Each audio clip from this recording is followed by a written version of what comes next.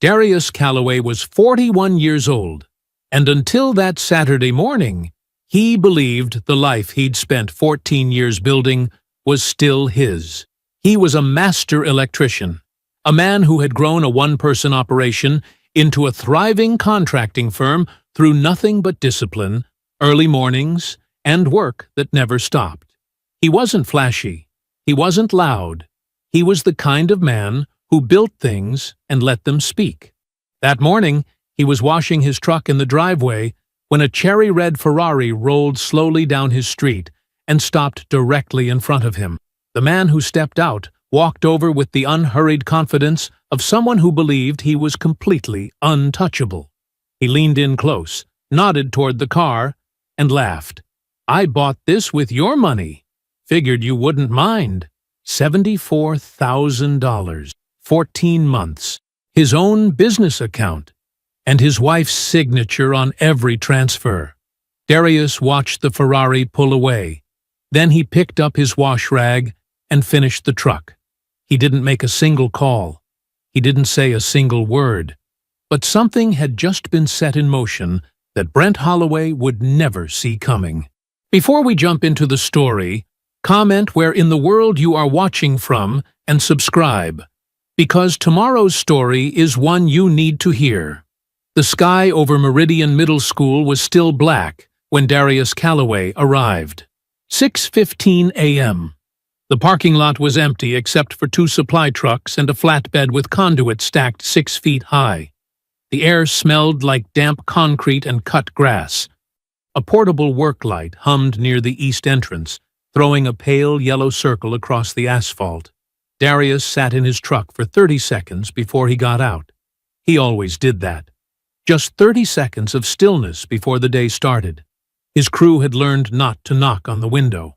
He climbed out with his coffee in one hand and the rolled schematics tucked under his arm. His boots were steel-toed and worn at the heel. His jacket had Calloway and Associates embroidered over the left chest in simple white thread.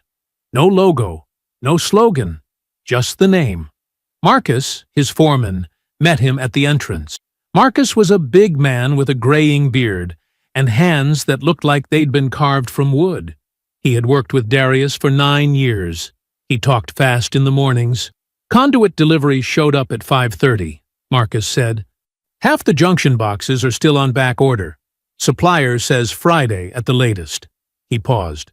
"I told him Thursday." "Tell him Wednesday," Darius said. "We're pulling wire in room 114 by end of next week." Marcus nodded and made a note on his clipboard. Inside, the school smelled like old carpet and sawdust. The renovation had gutted 3 wings of the building down to the studs. Darius walked the east corridor slowly, coffee in hand, eyes moving across the ceiling where the new conduit runs would go. He had walked this hallway maybe 40 times since they broke ground. He still walked it like it was the first time. They set up the folding table near the gymnasium entrance. Darius unrolled the schematics and smoothed them flat with his forearm. He found the error in 4 minutes. Panel schedule on page 7. Whoever had drafted the revised plans had bumped a 20-amp circuit to a 15-amp breaker on the kitchen sub-panel. It was a small thing, the kind of thing that could pass through 3 sets of eyes without anyone blinking. It would also fail inspection and cost them 2 weeks. "Get me a red pen," Darius said. Marcus handed him one without a word. Darius circled the error, wrote the correction in clean block letters, and made a note in the margin with the relevant code reference NEC 210-21B1. Then he set the pen down and took a sip of his coffee. "Call the engineer's office when they open," he said. "We need a revised sheet by tomorrow afternoon. You want me to tell them how it happened?" "No. Just tell them what needs to change." Marcus almost smiled. Almost. He went to make the call. Darius stood alone over the schematics for a moment. 14 years. That was how long it had taken to get here. To a contract this size, with a crew this solid, in a building this visible, a public school. The kind of job that put your name on something permanent. He had submitted the bid himself, had revised it twice. had driven to the county office to hand-deliver the paperwork because he didn't trust the mail. He looked at the corrected page and rolled the schematics back up. Time to work. He left the site at noon. The crew had hit their marks for the day. The engineer's office had already called back. They'd have the revised sheet by morning. Small victories, stacked one on top of the other. That was how anything real ever got built. He called Yvette from the truck. 4 rings. Voicemail. Her voice on the recording was warm and a little rehearsed. The voice she used when she wanted to sound like herself, but better. "You've reached Yvette.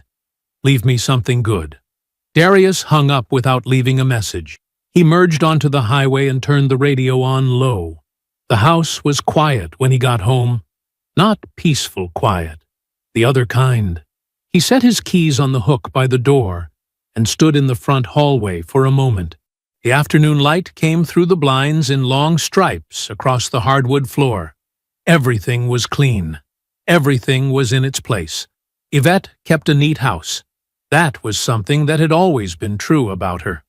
On the kitchen counter, held to the cabinet by a small magnet shaped like the state of Georgia, was a yellow post-it note. Conference in Atlanta. Back Sunday. Leftovers in the fridge. Darius looked at the note for a moment. It was Thursday. He didn't remember her mentioning a conference. He folded the note in half and left it on the counter. Then he opened the refrigerator and found the container she'd left. Pasta, looked like, with the plastic wrap stretched tight across the top. He put it in the microwave and ate standing at the counter, looking out the window at the backyard. After he ate, he washed the dish and dried it by hand and put it away. Then he sat down at the kitchen table with his laptop. Thursday evenings were when he reviewed the business accounts. It was a habit he had built years ago, back when the margins were thin enough that every dollar had to be accounted for by the man who earned it. The business had grown since then. The margins were better. But the habit had stayed, because Darius believed that the moment you stopped paying attention was the moment something slipped. He opened the account portal and let it load.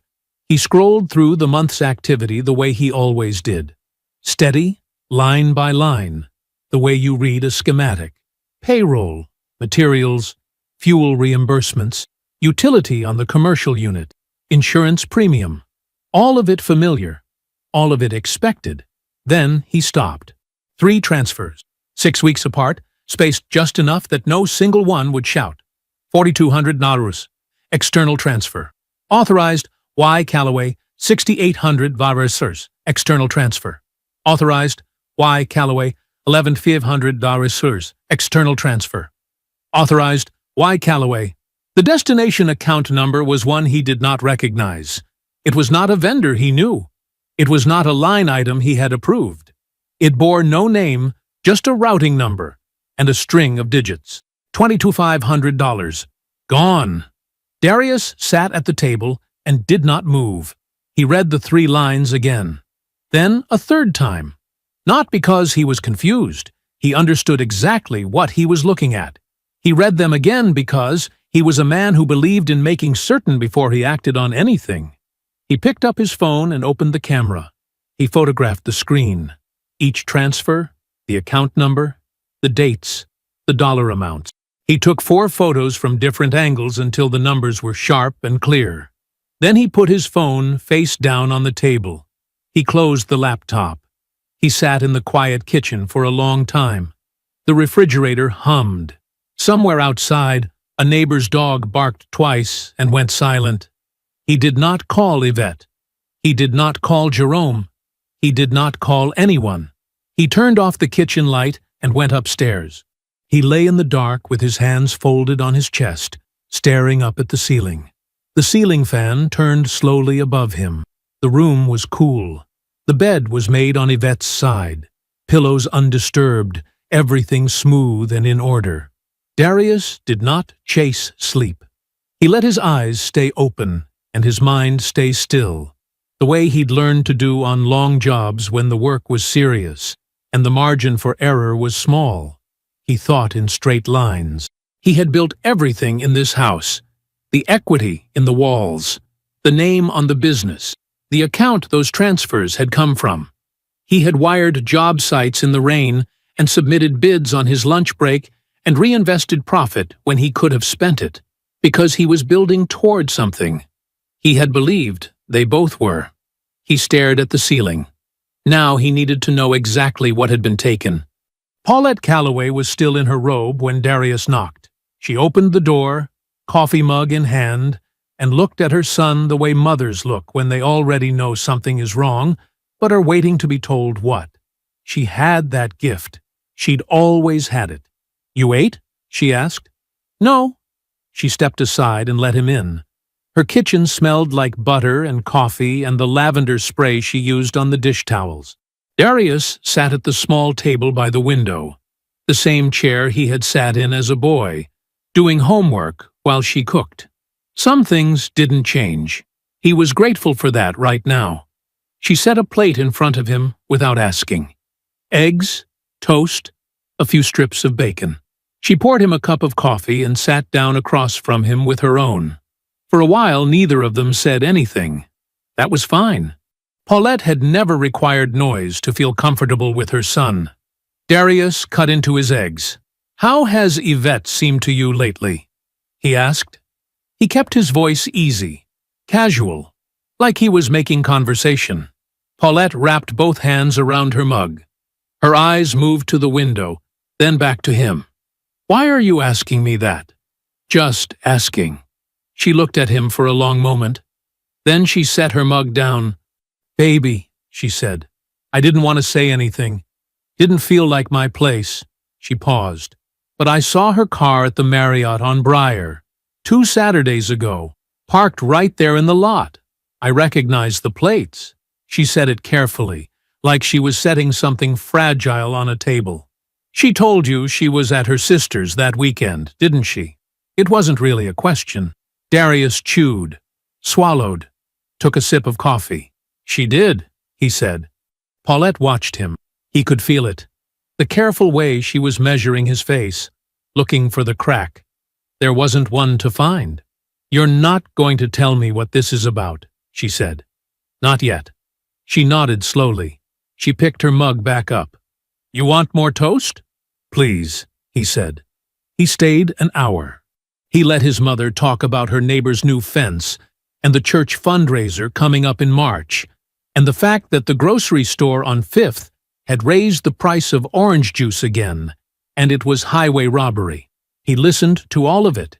He laughed in the right places. He ate everything she put in front of him. When he hugged her at the door, she held on a half-second longer than usual. He didn't say anything about that either. In the car, he called Jerome.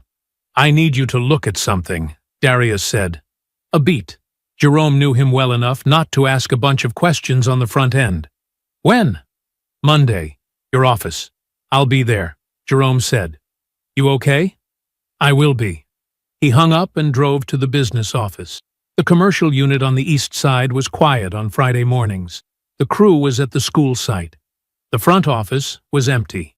Darius unlocked the door, turned on the fluorescent lights, and sat down at the filing cabinet behind the desk. He pulled 14 months of statements. He had expected it to be bad. It was worse. The 3 transfers he'd found last night were just the ones that had been recent enough to catch his eye. Going back 14 months, the picture was different, uglier, and in a strange way, more impressive. The way a termite infestation is impressive once you open the wall and see the full scale of it. Small amounts, irregular spacing, $1,800 here, $3,400 there. A few weeks of nothing, then $6,200, then silence again. Never a pattern clean enough to be obvious, never large enough to look like a single act of desperation. Methodical. He went through every page with a yellow legal pad beside him, writing each transfer down in a column. Date, amount, authorization. When he reached the bottom of the last statement, he added the column. He looked at the number for a while. $74,000. 14 months. The whole time he was bidding the school contract. The whole time he was building. He photographed every page of every statement. Then he connected a small encrypted drive he kept in his desk drawer, personal, no connection to the business network, and transferred every image to it. He checked them twice to make sure they were readable and complete. Then he put the statements back exactly where they had been. Every page, every folder, every drawer. He changed nothing. He moved nothing. He left the office, locked it behind him, and drove home to wait. Yvette came through the door at 6:30, rolling a carry-on behind her. Slightly tanned, smiling. She dropped the bag by the stairs and held out a small paper gift bag. The kind hotel gift shops sold near the checkout. Marriott printed on the side in clean sans serif font. "Atlanta got me," she said, laughing. "Brought you something." He looked in the bag. A pack of mixed nuts and a coffee mug with the Atlanta skyline on it. "Thank you," he said. She kissed his cheek. He smiled. She talked about the conference over dinner, the panels she'd attended, the woman from Nashville who had sat next to her at lunch, the restaurant she'd gone to on the last night that had the best shrimp and grits she'd ever tasted. She talked easily and with detail, and none of the details snagged on anything, and she looked relaxed in the way that people look relaxed when they believe they are perfectly safe. Darius listened to every word. Afterward, he washed the dinner dishes while Yvette moved to the couch and turned on the television. The water ran warm over his hands. He worked through each dish in order. Plates first, then glasses, then the pan from dinner, rinsing and stacking with the same steady patience he brought to everything. He was not angry yet. Anger was for men who had no plan. The morning was cool and gray, the kind of Saturday that smelled like rain that hadn't arrived yet. Darius had the hose running and a bucket of soapy water sitting on the driveway beside his truck. He worked from the roof down. That was how you did it right. Top to bottom. Let gravity help you. He was working the passenger side when he heard it. A low growl, deep and foreign sounding. The kind of engine that didn't belong in this neighborhood. He didn't look up right away. He kept moving the sponge in long, even strokes across the door panel. The sound slowed. Then it stopped. He looked up. A cherry-red Ferrari sat across the street, idling in front of the Hendersons' house. The morning light caught the paint and made it look almost wet. It was the kind of car designed to be looked at. Built for it, really. And it was doing exactly what it was built to do. The driver's door opened. A man stepped out in cream linen pants and a white shirt open at the collar, aviator sunglasses catching the gray sky. He stood beside the car for a moment, the way people stand when they want to be seen standing somewhere. Then he looked across the street. Darius looked back. He knew the face. He had not known the name when he first saw it. 3 days ago, scrolling through the deleted photos folder on the family iPad. The one Yvette used for recipes and calendars, and apparently a few other things she had not considered carefully enough. The photo had been taken at a restaurant downtown. A nice one. White tablecloths, candles, the kind of place you made a reservation for. Yvette was laughing at something off-camera. The man beside her had his hand on the back of her chair. Darius had never taken her to that restaurant. He had noted the face, filed it, moved on. Now the face was crossing the street toward him. Darius set the sponge on the hood and straightened up. The man came across without hesitation, without invitation, with the particular ease of someone who had never once been told he wasn't welcome somewhere. He stopped a few feet away and pushed his sunglasses up into his hair. "Hey," he said, extending a hand. "Brent Holloway. I've been looking at some properties in the area." He smiled, even white teeth. A firm handshake, the practiced kind. "You live here long?" "A while," Darius said. "Nice block." Brent looked up and down the street, nodding slowly, like a man appraising something. "Good bones." He glanced back at the Ferrari, then at Darius. "You see the car?" Darius looked at it. "I see it," he said. Brent smiled again, But it was a different smile this time. Smaller, sharper. He took a half-step closer and lowered his voice just enough to make it feel like something private. "I bought this with your money." He said it slow, like he was enjoying the weight of each word. "Figured you wouldn't mind." Then he laughed. It was a short, hard sound. Not warm, not nervous. The laugh of a man who believed the joke was entirely his. He turned around, walked back across the street, folded himself into the Ferrari, and pulled away from the curb. Darius watched the car until it turned the corner, and the sound of the engine faded to nothing. Then he picked up the sponge and went back to work. He finished the truck, rinsed it, dried it with the chamois he kept folded in the garage. He coiled the hose back onto its hook, emptied the bucket, and put everything away in its place. That evening, he sat at the kitchen table with his laptop open and a name typed into the county clerk's public records portal. Brent A. Holloway. It didn't take long. It never did, if you knew where to look. And Darius had wired an entire office building for a man who worked in that department 3 years back. A favor owed. A phone call made. What came back was plain and simple. One property. A commercial unit in a strip mall on the west side. An active lien against it, filed 8 months ago. A judgment from a creditor Darius didn't recognize.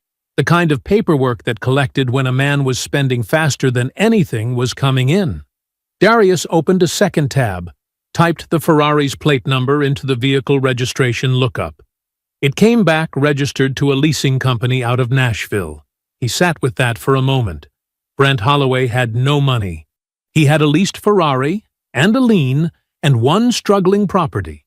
And he had spent $74,000 of someone else's savings turning himself into a man who looked like he did. Every dollar taken had been a costume. Darius closed the laptop. He picked up his phone and called Jerome. "Move the meeting to Monday," he said. "We're going to need more time." He hung up and set the phone face down on the table. The house was quiet around him. Yvette was out. She hadn't said where. The refrigerator hummed. Somewhere outside, a dog barked twice and went still. Darius sat with his hands flat on the table and did not move. Jerome Watts kept his office on the second floor of a narrow brick building on Clement Avenue, sandwiched between a tax prep service and a notary public.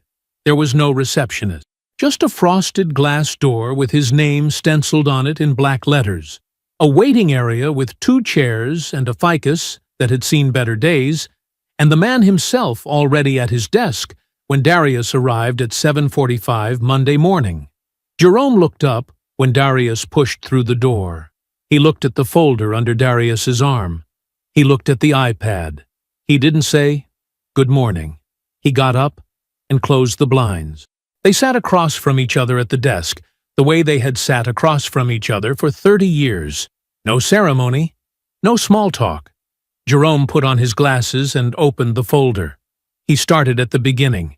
He went through every page slowly, the way a man reads when he intends to remember what he's reading. Darius sat still and let him work. Jerome pulled up a legal pad and started writing things down. Account numbers, dates, amounts. He cross-referenced the transfer destinations against a routing number lookup on his computer. He leaned back in his chair and took his glasses off. "This account," he said, tapping the page with one finger. "The destination account. It's a joint checking account. Opened 14 months ago at First Regional." He paused. "You're not on it." "No," Darius said. "Yvette Calloway and Brent A. Holloway." "Yes." Jerome set his glasses on the desk. He was quiet for a moment. Then he said, "I need to see your LLC operating agreement." Darius pulled it from the back of the folder. Jerome read it carefully, turning pages slowly, marking 2 places with a yellow sticky tab. When he finished, he folded his hands on top of it and looked at Darius straight. "She had signatory access to the business account. Both of you did, as co-owners. But this operating agreement spells out her fiduciary duty to the LLC. She is legally obligated to act in the business's interest. These transfers He tapped the folder, were not business expenses. They went into a personal account she shares with another man. That is a clear breach of fiduciary duty. He let that land. On the civil side, you have a strong claim for conversion of business assets, potentially unjust enrichment. Depending on how her attorney wants to play the divorce, this documentation limits her position significantly. He paused again. But there's more than a civil issue here, Darius. This amount, sustained over 14 months, with consistent attempts to obscure the pattern, a prosecutor would look at this. Darius nodded once. I want a formal report, he said. Everything documented, court ready. Jerome picked up his pen. 3 weeks minimum. I'll need access to the full 14 months of statements, the operating agreement, and anything else tied to the business accounts. He looked at the iPad.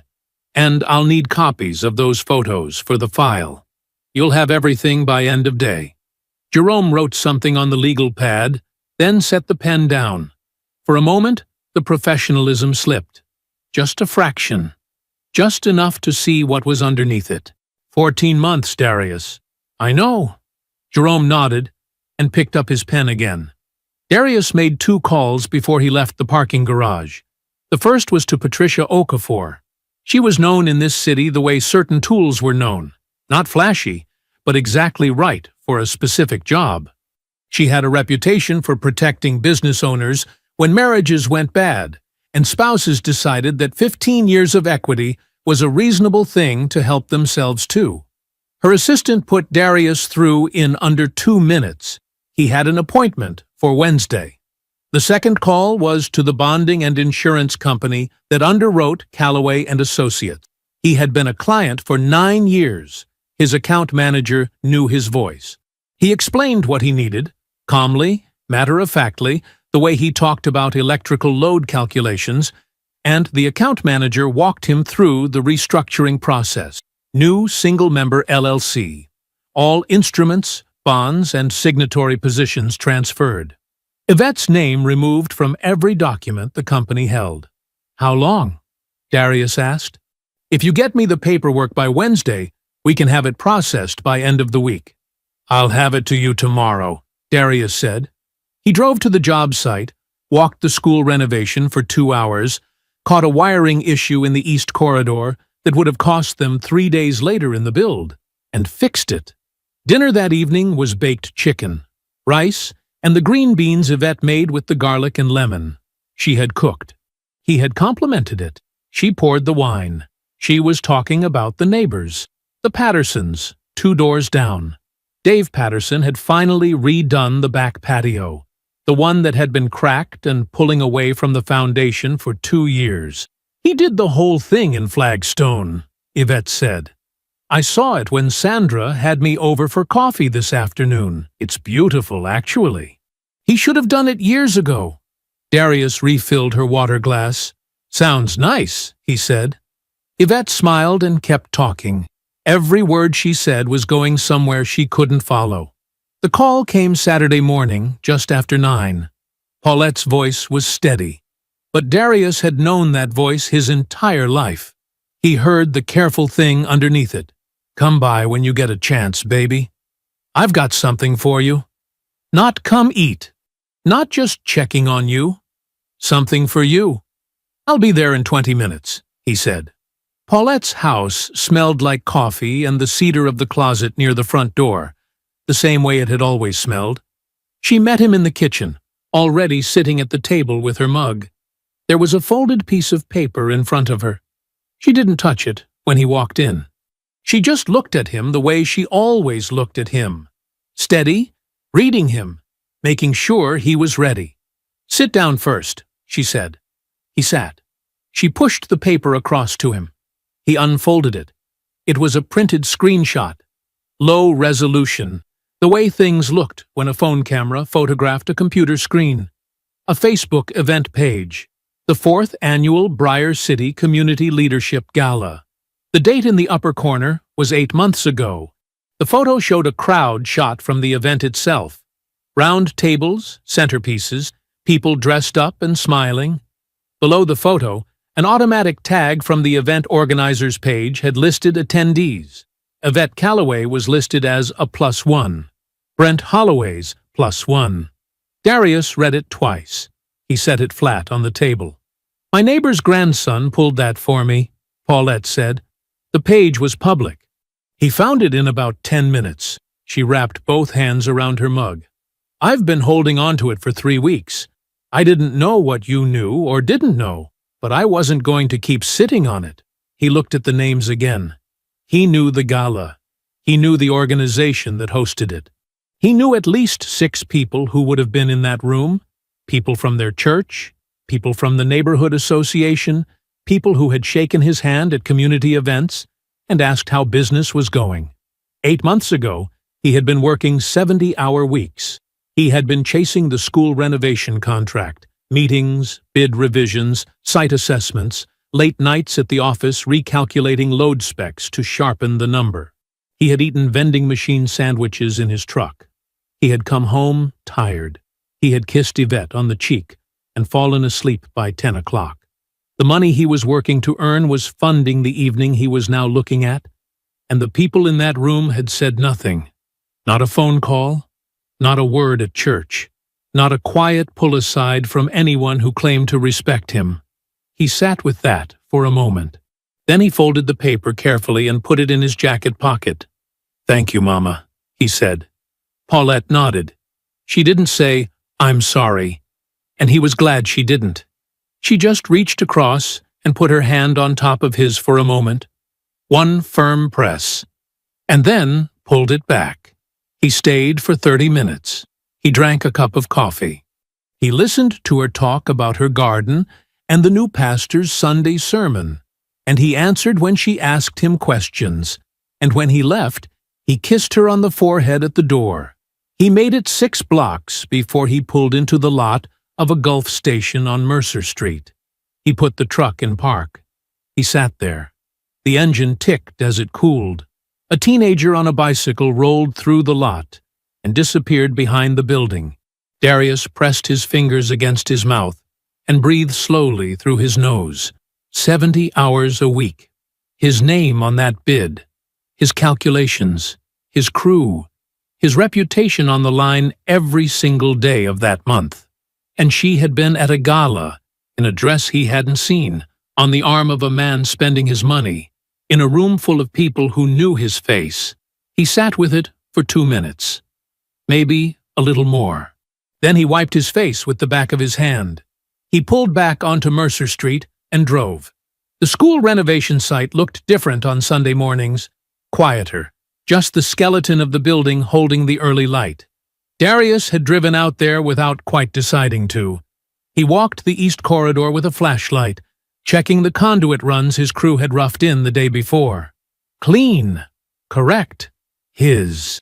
He was back on site properly Monday at 6, and he worked through the morning with the kind of focus that made his crew move faster just by proximity. No wasted motion, no noise, just the work, done right. The contract officer, Hendricks, found him at the panel room just after noon. "Phase 1's running ahead of schedule," Hendricks said. "If the rest of the build holds this pace, the follow-on project is yours." Darius looked up from the schematic. "It'll hold," he said. Hendricks nodded and walked away, satisfied. That night, Darius sat at his desk. He opened the encrypted drive.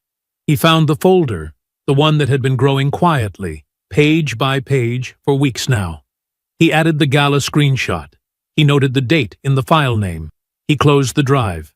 The file was growing. Good. The warmth came on a Tuesday. Darius noticed it the way he noticed everything, quietly, without reacting. He came in from the site just after 6, boots dusty, shirt damp at the collar. Yvette was in the kitchen, not just present in the kitchen the way she'd been lately. Distracted, phone-facing, moving around him like he was furniture. But there, standing at the stove, music low, something that smelled like garlic and lemon already going in the pan. She turned when she heard him come in. "Hey, you," she smiled. "Go wash up. It's almost ready." He looked at the stove. He looked at her. "Smells good," he said, and went down the hall. At dinner, she asked about the school job. Not the polite, half-listening version. She asked a follow-up question. Then another. She refilled his water without being asked. When they were clearing the dishes, she leaned against the counter and said, almost casually, "I've been thinking we should take a trip. Something before fall gets here.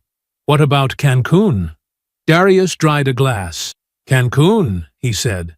"We haven't been anywhere in 2 years." She tilted her head. "We used to talk about it." "We did," he said. "So let's actually do it." She touched his arm lightly.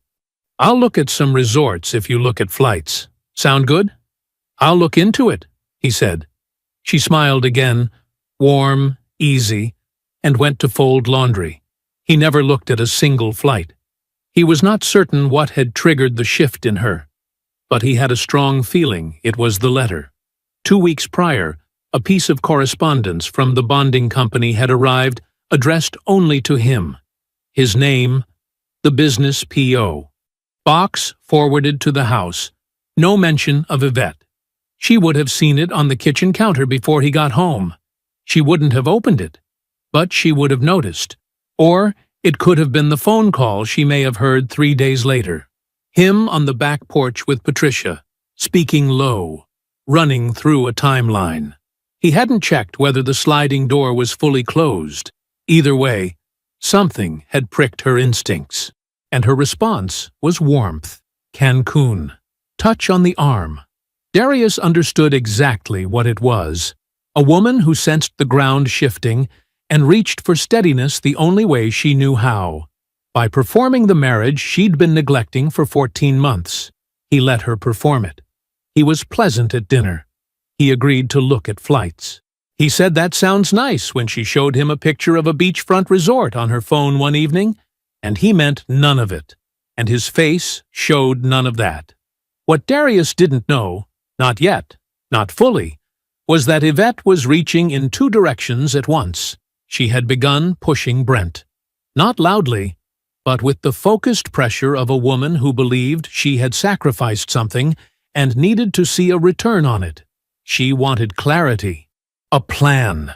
Some version of a future that made the last 14 months feel like a decision rather than a mistake. Brent had become evasive. His texts came slower. His answers got shorter. When she pressed for a conversation about what came next, he found reasons to be busy. A deal he was working, a meeting that ran long, a contact he had to see. She was beginning to feel the shape of something she did not want to name. The Ferrari confrontation had never been about her. She would come to understand that eventually. It had been about Brent needing a moment of dominance, needing to stand in front of a man he saw as a rival and make him feel small. Darius had been an audience, and Yvette had been the prop that made the performance possible. Now that the curtain had dropped, Brent had less use for either of them. Darius didn't know the details, but he knew the kind of man Brent Holloway was, and he had already drawn his conclusions. Jerome's email came on Thursday evening at 8:47 p.m. Darius was at his desk. He opened it. The subject line read, "Forensic report. Supplemental finding. Urgent." He read it once. Then he read it again, slower. Jerome had been tracing the larger transfers, the ones that individually would have drawn attention if anyone had been looking. 4 of them had not been recorded as transfers at all. They had been entered into the business records as vendor payments, payments to a contractor that, when Jerome ran the number, did not exist. The invoices attached to those payments had been altered, dates adjusted, amounts modified, a vendor name fabricated. The documents had been processed under Yvette's administrative access and signed with her electronic signature. Jerome's note at the bottom was brief. "This is no longer a civil matter only. I'm referring you to Marcus Webb, white-collar attorney, sharp, discreet. Call him before the end of the week." Darius sat back in his chair. She hadn't just taken the money. She had forged his company's records to do it. She had manufactured paperwork, created a false vendor, and buried the withdrawals inside his business ledger like they were legitimate expenses. She had used the infrastructure he spent 14 years building as the tool to steal from him. He picked up his phone. He forwarded Jerome's email to Patricia, then to Marcus Webb. He typed nothing above the forward. No subject line addition. No commentary. He just sent it. 3 weeks after the Monday meeting with Jerome, Darius sat across from Patricia in a leather chair that had seen 100 men in his exact position, though most of them, he suspected, had not arrived this prepared. Patricia's office was clean and spare. A credenza behind her held neatly labeled binders. On the wall hung her degrees, her bar certifications, a single framed quote he didn't read. She was a compact woman in her mid-50s with close-cropped natural hair and the particular stillness of someone who had long since stopped being surprised by anything a person could do to another person. The forensic report sat on the table between them, bound in a dark blue cover, notarized. Jerome's name on the front, with his CPA credentials listed in full. Patricia set her hand flat on top of it. "Everything is ready," she said. Darius nodded once. She walked him through it anyway, not because he didn't know, but because she was thorough, and he respected that. The divorce petition was drafted and complete, ready to file the moment he said the word. The business restructuring had been finalized the previous Friday. Callaway and Associates no longer existed in the form that included Yvette's name. A new single-member LLC held every instrument: the bonding policies, the accounts, the equipment liens, the active contracts. It was entirely his. Her signatory access had been removed so quietly and so gradually that there had been no single moment to notice. "Her attorney is going to look for equity claims," Patricia said. 14 years of marriage, she'll argue she contributed to the business's growth. "Jerome's report addresses that," Darius said. "It does," she agreed. "The documented fraud against the LLC substantially neutralizes her standing. She stole from the thing she's trying to claim a share of. Any competent attorney advising her is going to tell her to settle and be grateful." She paused. "Marcus is on standby?" "He's ready." Patricia looked at him for a moment, not with pity, with something closer to professional respect. "Then we file when you say." "Sunday morning," Darius said. 9 a.m. She made a note. He drove to see Yvette's brother that afternoon. Calvin Mercer was 51 years old and had worked 30 years as a high school vice principal. He lived in the same neighborhood he grew up in, drove the same make of truck he'd always driven, and attended the same church he'd been baptized in. He was the kind of man whose opinion carried weight in a family precisely because he gave it carefully and rarely. He and Darius had always gotten along. Not close, but solid. The kind of in-law relationship built on mutual respect and shared values. Calvin opened the door and read Darius's face in an instant. "Come in," he said. They sat at the kitchen table. Darius did not make a speech. He opened the folder he had brought and walked Calvin through it the same way he had walked himself through it weeks ago, systematically, without editorializing. The statements, the joint account with Brent, the hotel receipts and retail charges, the gala photo, and last, the flagged pages from Jerome's report showing the forged invoices, the fabricated vendor, the altered records. Calvin sat very still. He was quiet for a long time after Darius finished. His jaw was tight. He looked at the documents the way a man looks at something he wishes he could unsee. "I didn't know," he said finally. "I know you didn't," Darius said. "Darius," Calvin shook his head slowly. "I am sorry. I'm not here for an apology," Darius said, and his voice was even. "I'm here because the filing happened Sunday. And I'm not going to let her get to you first with a version of this that isn't true." He closed the folder. "I'm not asking you to come against her. She's your sister. But I needed you to see it." Calvin nodded. He did not say he would protect her. He did not say he would call her. He said nothing more at all, and that was enough. Darius drove home in the early evening, the sky going orange above the rooftops. Yvette was on the couch with a glass of wine and a television show she liked. She looked up when he came in. "How was your day?" "Good," he said. "Productive." He set down his keys and sat beside her. Not too close, not too far. "Hey, what are you doing Sunday?" She muted the television. "Nothing." "Why?" "I thought we could just stay in. Cook something. Quiet day, just us." He glanced at her. "We don't do that enough anymore." Her face opened, genuinely. That was the thing about Yvette. Even now, even knowing what he knew, she could still perform warmth so naturally that he almost couldn't tell where the performance ended. "I'd love that," she said. "Good." He stood, touched her shoulder once as he passed. "I'll be up soon." In the kitchen, he filled a glass of water, set the coffee maker for 6:30, and turned off the overhead light. He went to bed.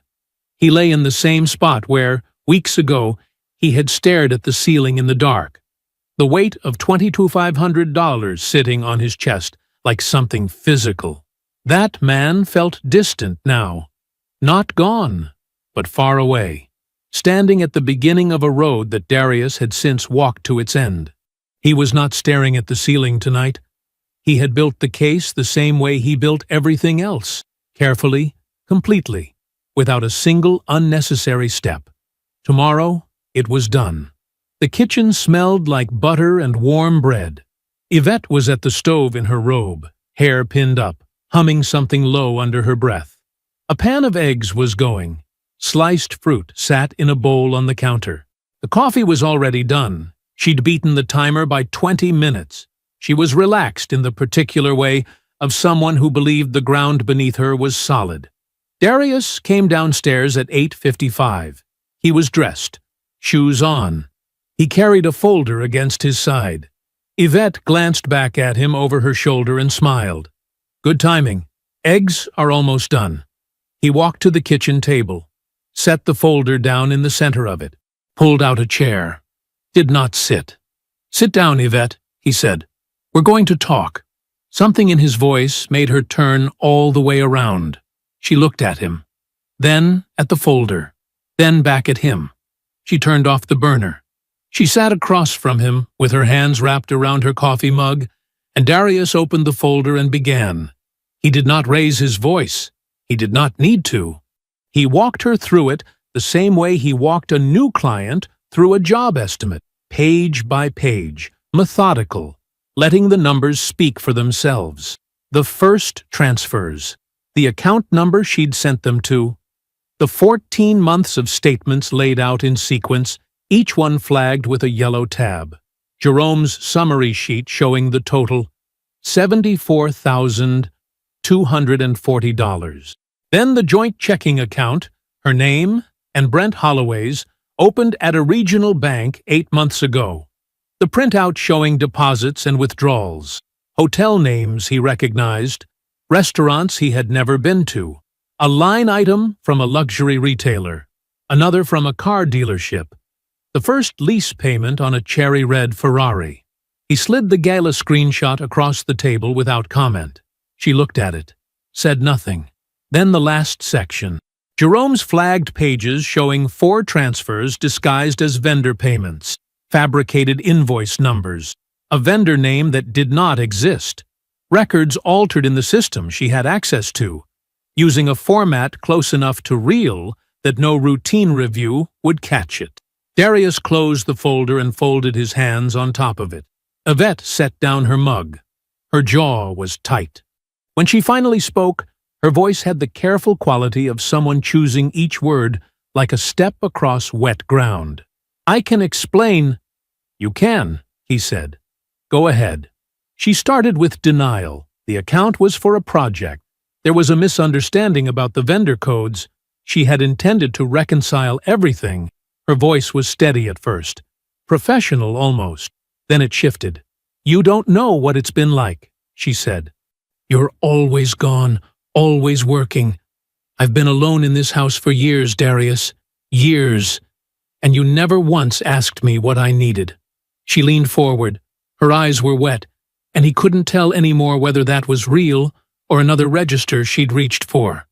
"I was drowning," she said, "and you were so focused on the business, on the contracts, on your reputation. I was invisible. You made me invisible." He let her finish. He waited a full breath after she stopped. "Are you done?" he said. She blinked. "The divorce petition was filed at 9 o'clock this morning," he said. "Patricia's office handled it. You'll be served this week." He moved to the next document in the folder, a single sheet he had set aside. "Callaway and Associates no longer exists in any form that includes your name. Every account, bond, contract, and instrument transferred to a new LLC last Friday. Your signatory access was removed 3 weeks ago." Her mouth opened slightly. "Jerome's forensic report has been provided to my legal team and is available for law enforcement review if the civil process requires it." He paused. "The joint account you hold with Brent Holloway has already been flagged as part of the inquiry." "Darius," he slid one more sheet across the table. She looked down at it. A printed summary. Brent Holloway's financial profile. The lien filed against him 8 months ago. The single property listed under his business. The lease agreement on the Ferrari. Not a purchase. A business with outstanding debts and no significant revenue. Darius watched her read it. "He's been underwater for over a year," Darius said. "The car was a lease. The business is collapsing. He wasn't your future, Yvette." He kept his voice even. "He was a mirror, and you paid for it with my money." The room was very quiet. Yvette sat still. The fruit was in the bowl. The eggs were cold in the pan. The mug she'd been holding sat at the edge of the table like it had been forgotten. Darius picked up his keys from the counter. He did not look back at her on his way out. The driveway was cool and pale under the morning sky. He backed out slowly, the way he always did, and turned onto the street. He drove across town without the radio on. Paulette's front door opened before he reached the porch steps. She was already there, one hand on the frame, reading him the way only she could. "It's done," he said. She stepped aside to let him in. The consequences didn't arrive with noise. They arrived the way a properly wired system shuts down. Relay by relay, in the exact sequence it was designed to follow. Yvette's attorney called Patricia's office 8 days after the petition was served. Patricia relayed the summary to Darius in a single-paragraph email. Yvette's counsel had reviewed the forensic report and strongly advised against litigation. The forged invoices were the problem. Not just the transfers, not just the fiduciary breach, but the altered vendor records. Those 4 documents transformed a marital dispute into something a judge would look at very differently. Fighting the divorce settlement aggressively meant putting those documents in front of a courtroom. Yvette's attorney had apparently made that point clearly. She signed. The settlement gave her a fraction of what she would have received if she had simply asked for a divorce, like a person with nothing to hide. No claim on the business, no claim on the restructured LLC. The house stayed with Darius. 14 years of equity. Equity that Darius had built methodically, contract by contract, before sunrise and after dark, remained his. Patricia called to deliver the final terms herself. She was professional about it, but Darius could hear the quiet satisfaction underneath. "She didn't have a position to negotiate from," Patricia said. "I know," Darius said. "You did good work getting ahead of it." He thanked her and ended the call. The joint account took a little longer. The civil inquiry froze it within 2 weeks of the flag Jerome had placed. That was expected. What came after was not something Darius had engineered. It was simply what happened when light got into a space that had been kept deliberately dark. The investigative process that followed the account freeze began surfacing other irregularities in Brent Holloway's finances. A property deal with a private investor that didn't add up. A contract deposit that had moved to the wrong account. Small things, individually. Together, they told a story. Brent's one active property deal collapsed when the buyer's attorney ran a title search and discovered the lien. The deal died in 3 business days. The Ferrari lease was surrendered the following month. Darius didn't learn this directly. He heard it from the same contact at the county clerk's office who had first pulled Brent's records. The repo was quiet, but this was a mid-sized city. Quiet didn't mean invisible. Brent Holloway had walked onto Darius's street in linen and aviators and told him he had bought a car with his money. Now, the car was gone. The business was gone. And the city's real estate circles, small, interconnected, long-memoried, had gone cold on him in the particular way that professional communities go cold when someone becomes a liability. He wasn't in prison, but he was finished here. Yvette went to stay with a cousin, 2 counties over. Her older brother did not offer his house. He had sat across from Darius 3 weeks before the Sunday conversation and looked at the documentation in silence for a long time. When he finally spoke, all he said was, "I'm sorry, Darius." That was the last conversation they had. But when Yvette called him after the filing, he told her plainly that she needed to handle what she had done. She called Darius twice in the weeks that followed. The first call came on a Tuesday evening. His phone lit up on the kitchen counter while he was reviewing updated schematics for the school renovation's final phase. He watched her name on the screen until it stopped. The second came on a Saturday morning. He was in the driveway, the same truck, and he felt the vibration in his pocket and kept working. She did not leave a voicemail either time. The community that had attended that gala, seen her on Brent Holloway's arm, and said nothing to Darius. They withdrew in the slow, bloodless way that communities withdraw when they have been complicit in something they'd rather not examine. The warmth cooled, the invitations thinned. Not dramatic, not announced, just gone. The school renovation closed on a Thursday. The contract officer walked the final inspection personally and signed off without a single punch list item flagged. He shook Darius's hand at the end of the walkthrough and held it an extra beat.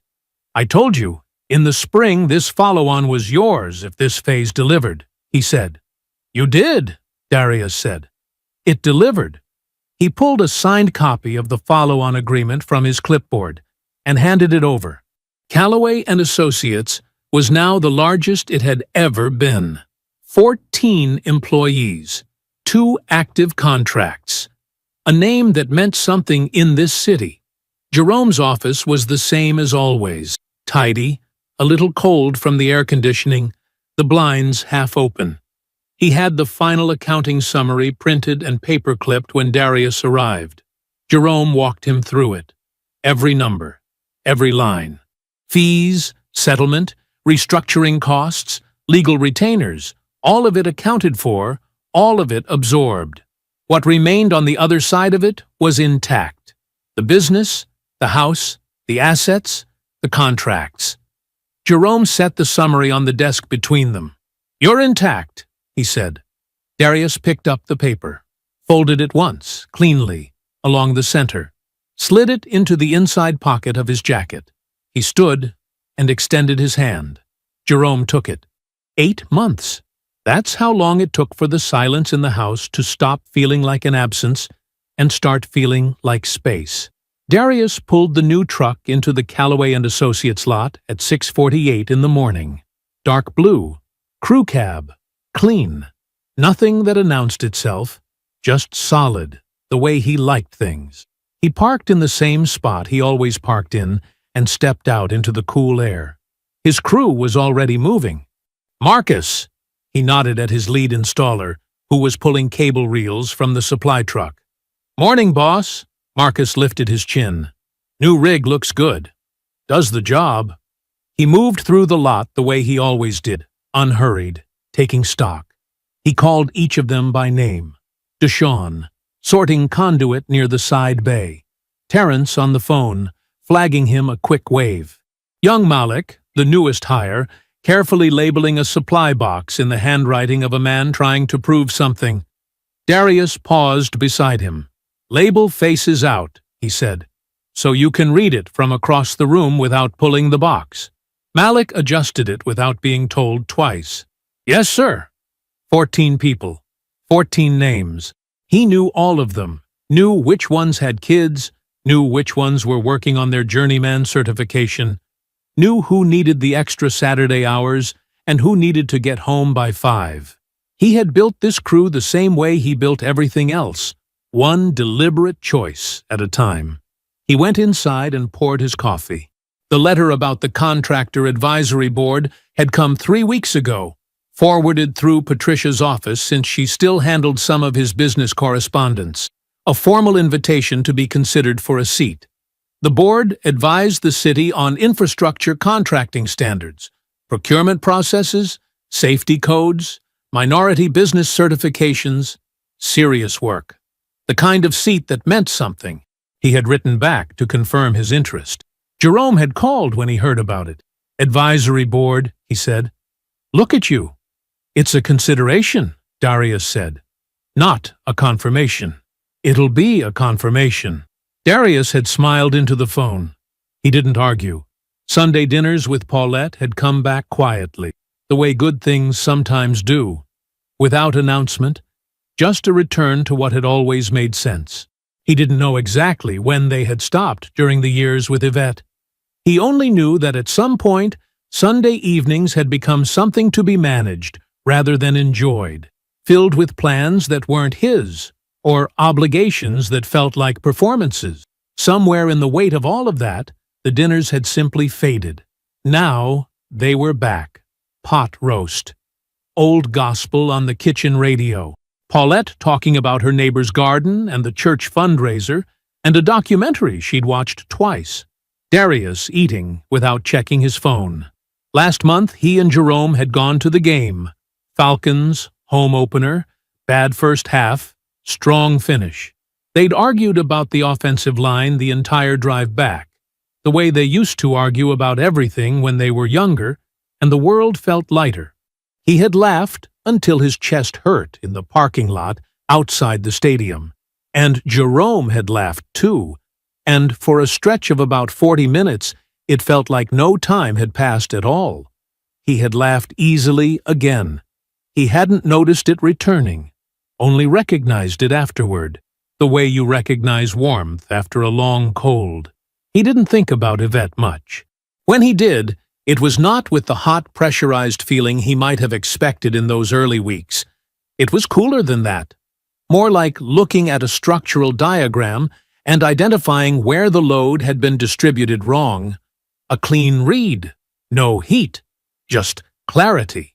She had made her calculations. She had been wrong about almost all of them.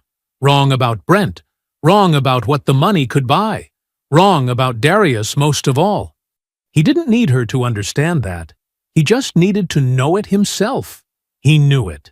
He drove past the block on a Wednesday afternoon, on his way back from a supplier. It was just a street. The Ferrari was gone, had been gone for months. The house Brent had been standing in front of had a different car in the driveway now. A sedan with a car seat visible in the back window. Regular life, moving through the space where a performance used to be. No trace of linen and aviators and borrowed arrogance. No trace of anything, really. Just asphalt, just a sidewalk, just the ordinary afternoon light falling the way it falls on streets, where nothing is happening. Darius drove through it without slowing down. That evening he sat at the kitchen table, the same chair, and spread the new schematics for the follow-on contract across the surface where the bank statements had once been. The house was quiet. His coffee was hot. The work was good, and it was his. He bent over the drawings and got to it. The best revenge isn't living well. It's building something that the person who betrayed you was never going to be allowed inside of anyway. I hope you enjoyed that one. Be sure to like the video and subscribe so you don't miss the next story. I've picked out 2 more for you that I think you'll really like. Welcome to the Story Channel. Before we begin, I'd like to share a few notes. The content in this video uses AI-generated images and voice narration, combined with the channel's creative editing. Everything is intended solely for entertainment purposes and does not depict or reflect any real events or real people. Hope you enjoy the story and have a great time watching.